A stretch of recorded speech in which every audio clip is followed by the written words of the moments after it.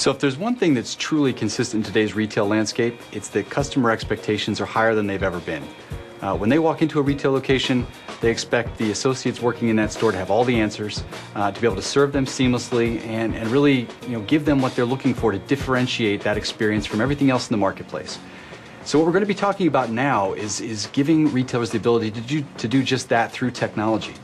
With Dynamics Retail, you can, through our point of sale application, create a special order seamlessly right there at the customer side, and then have all of the workflows and all of the heavy lifting that's necessary to complete that transaction take place on the back end in real time. You're not going to find this with many technology solutions. In many cases, the associate either has to say that they simply won't have the item for another few weeks, or in some cases, they're going to start a number of hurdles of going to different applications that aren't necessarily connected, and it's really anyone's guess whether that item will ever reach the customer. So what we've done to solve for that complexity with Dynamics Retail is connect this entire workflow from beginning to end. And now we're going to go into the product and show you just how quick, seamless, and easy a special order can really be. So now we're going to actually walk through the scenario where we show you how Dynamics Retail enables retailers and the associates at a store to create a special order even when the merchandise isn't on the show floor or may not be in stock. And this is how they can guarantee sales and really drive customer service and customer loyalty. So we'll start in a point of sale application. Assuming that I'm an associate in the store, I have a customer with me, I'm going to choose a number of items that they want to purchase, again, which aren't in stock at the time.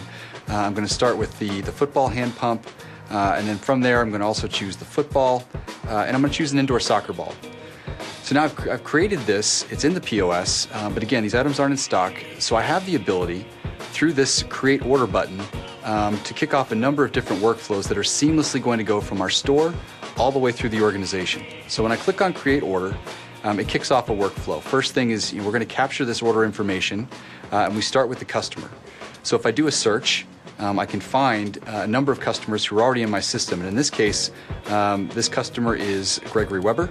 I'm going to choose him and click OK, and all of his information will be pre-populated in our form. Another really important aspect to this is shipping and delivery. Having choice here is critical. And in this case, we have the ability to ship all of the items, pick up all of the items at a store location, or we can even do a mixed delivery. So in this case, I'm going to choose mixed delivery because I know that a few of these items are going to come in sooner than others. So for the football hand pump, I click Select, pick up at store, and in this case, I'm going to choose store 10, that's where we are. And once I've done that, I also choose the requested delivery date, and I save. For the football, I'm going to do the same thing. I'm going to pick this up in store.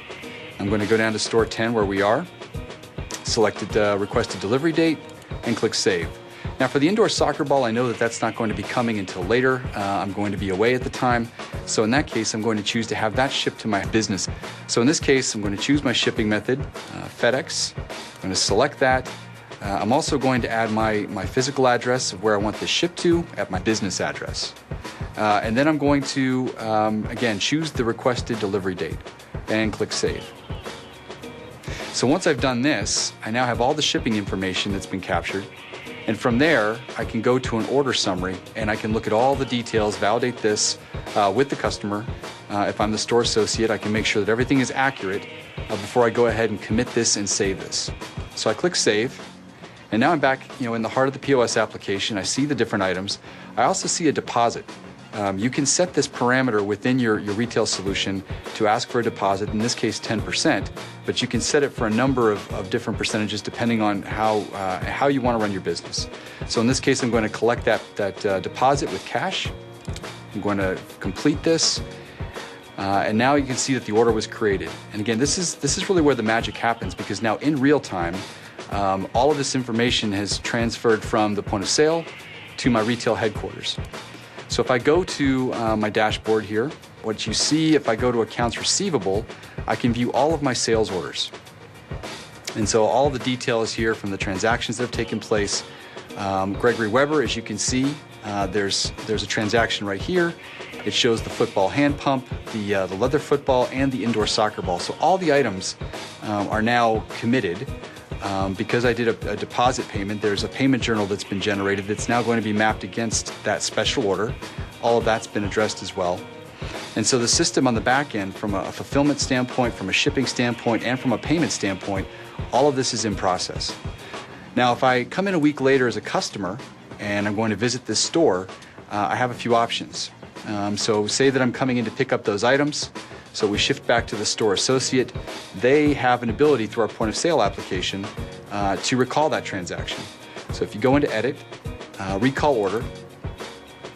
So again, now I'm the sales associate. The customer has come into my store. I'm going to look them up by their customer ID. And again, it's Gregory Rubber. I'm going to click OK. And now I can look up all the different transactions and in-process orders for this particular customer. I see this one that's been created. Here's my specific order that I'm looking for. I'm going to select that. And now all of these individual items are brought back into the POS application itself. You see them here.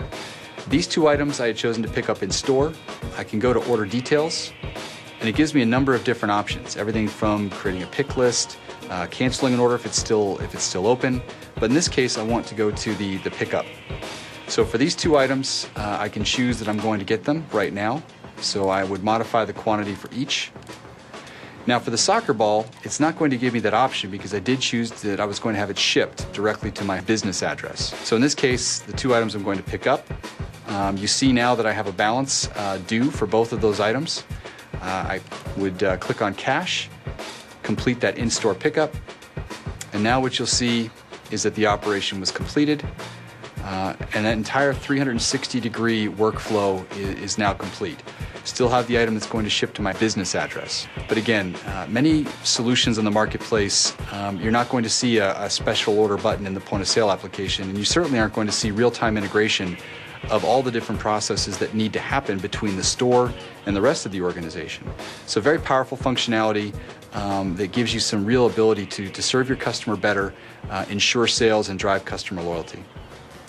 So I really hope you saw with that scenario the power of having seamless real-time integration between your store and your back-end system, in this case, to fulfill a special order. So for more information, please go to the website, and thanks for watching.